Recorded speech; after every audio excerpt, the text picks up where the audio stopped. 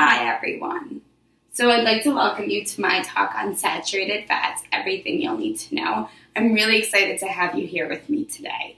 So I'm sure some of you in the audience don't know why you're here. Because, well, you know everything there is to know about fat, and you don't think I can teach you anything.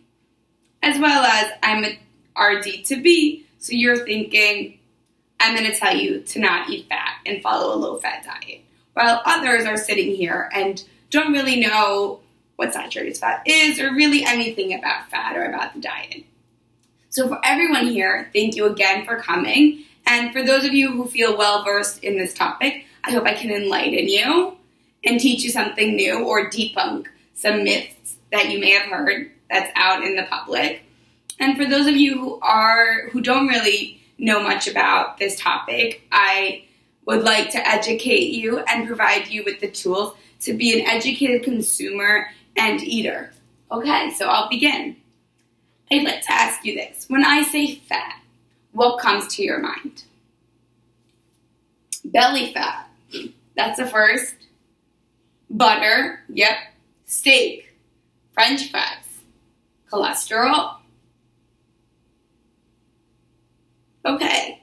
I think I kind of got everything, or some of the things a lot of you guys were saying. So everything is right.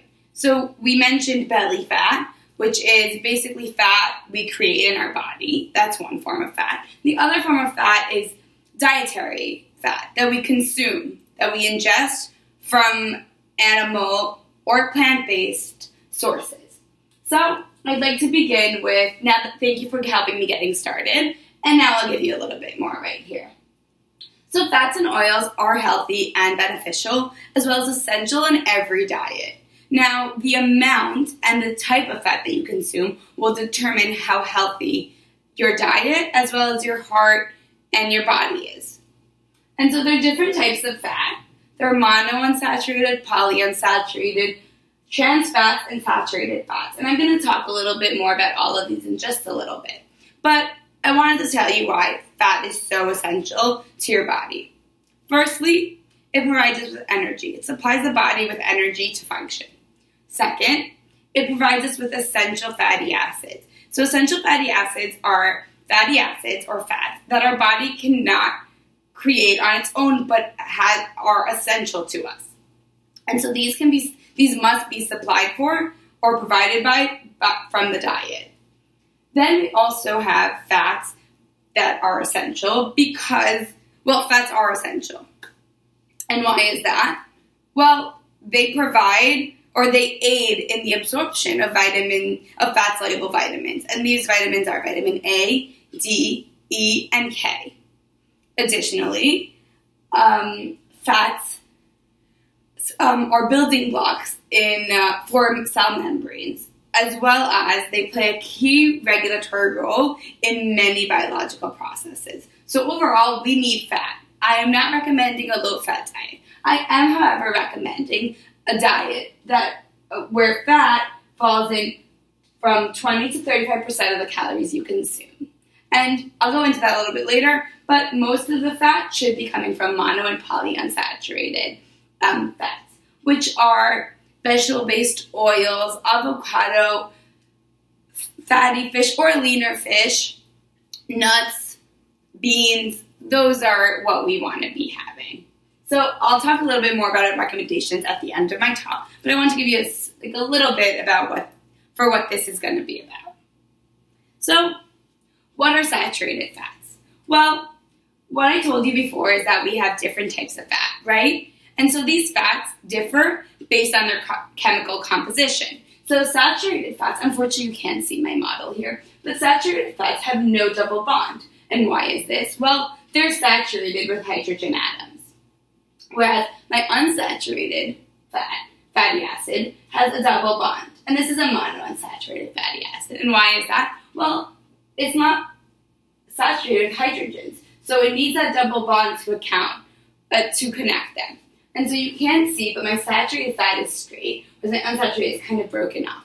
And so these are different. I'll just give you one more thing about the unsaturated fats before I just go back to the saturated ones. So that the difference between a polyunsaturated and a monounsaturated fatty acids are just the amount or the number of double bonds they have. So a monounsaturated fatty acid, like it sounds, will have simply one double bond, whereas a polyunsaturated will have more than that. Okay? So, as I said, they're different, and because they're different structurally, saturated fats will typically be solid at room temperature. Okay? So, where are these saturated fats found? Well, they're mainly or naturally found in animal products, specifically meat and dairy products. However, they're also found in baked goods and fried foods. And can anyone guess or know why that may be? Okay, no one's raising their hand. Do you have any bakers or cooks here? That'll be my hint. Right there in the back. Yes, she's correct. So baked goods and fried foods have added fat in their preparation process. And so these added fats are saturated fats. For that muffin, you put in that butter to make it, the texture, so much better. And so that's probably why it is. And so I have here palm oil and coconut oil because they are saturated fats. But as I said before, saturated fats are mainly found in animal sources. And palm oil and coconut oil aren't vegetable sources. Well, they are vegetable sources. They're not animal-based. And so because of this, they are saturated fats. However, they do not contain cholesterol. So that's an important thing. So when we're talking about reducing saturated fats, you don't necessarily have to really cut down on these. So right here, I wanted to ask you a question first. What are some saturated fats you think you consume on the day-to-day basis? Steak, great. Butter, pizza, margarine. Okay, great. Coconut oil somewhere in the back. I love it. All right. So up here, I have a table of the major dietary sources that contribute to saturated fat in the U.S. diet. And so you can't see 2L, but the first two are regular cheese and pizza. And these are the major contributors of saturated fat to the American diet. Very closely behind are red meat and refined grains, refined carbohydrates, which include the desserts and the different types of desserts, candies, and whatnot. So I just wanted you to get an idea of what is really largely consumed in the U.S. today. And so now I told you what saturated fats are and where they come from. And I'm sure you're wondering, why do we care? Why is she giving me this talk? Well, I'll let you know. Because saturated fats affect our heart health, like I kind of hinted in the beginning of my talk. And so saturated fats raise the level of cholesterol in our blood. And I'm sure you all think you know cholesterol. So I'm going to say you know good cholesterol and bad cholesterol. Good cholesterol is our HDL cholesterol, which travels throughout the body and picks up or gathers our cholesterol to be recycled or excreted. Whereas our bad cholesterol, our LDL cholesterol, is actually travels throughout the body to distribute and deposit cholesterol, right? So we want our LDL cholesterol to be very low and our HDL cholesterol to be a bit higher. So elevated blood, so when we consume a lot of saturated fats, we increase our LDL cholesterol. And what happens? Well, this will lead to a buildup of plaque, to the development of plaque along artery walls, which are normally really elastic and flexible. And now with the plaque, they're going to get narrow, rigid, and stiff. And so the blood coming through will have a very hard time. This causes the heart to work much harder. Hence, increasing the workload on your heart, which is a risk factor for heart disease and stroke.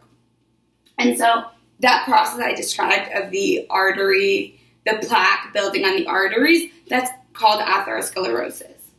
And so also of importance is that a lot of foods that contain a high amount of saturated fats and increased, if you're eating a lot of saturated fats, you'll really be consuming more calories. So you'll have excess calories, which is results in weight gain. And that ultimately will result in obesity. And obesity is another independent risk factor for cardiovascular disease. And so you're wondering, what am I supposed to do? I'm going to cut it all out? Well, you can't really cut out saturated fats because even the healthy fats that I told you about, even those from vegetable oils and avocados and fish, well, they have saturated fats too because everything is made with a mix of fats. But the foods that have a higher percentage of saturated fats are considered saturated fats or monounsaturated based on the majority of the fat content in it. And so we want to consume less than 10% of calories from saturated fatty acids. And how do we do that? Well, we emphasize a diet that we follow a diet that emphasizes fruits, vegetables, whole grains, low-fat dairy products, poultry, fish, and nuts. We want to limit our red meat consumption and really replace them with our foods that are higher in monounsaturated and polyunsaturated fats, like the fish that I just said, nuts. We want to replace our butter for vegetable or liquid-based oils, as well as we want to limit our red meat and sugary foods, candies, and beverages. So I hope I kind of explained everything you needed to know and provided you with the basic tools to be an educated consumer, educated eater, and I hope that you can choose a healthier lifestyle for yourself. And in doing that, you'll have improved quality of life. So thank you so much for being with me. My name is Rotem Yehuda, and I'm glad to answer any questions you may have.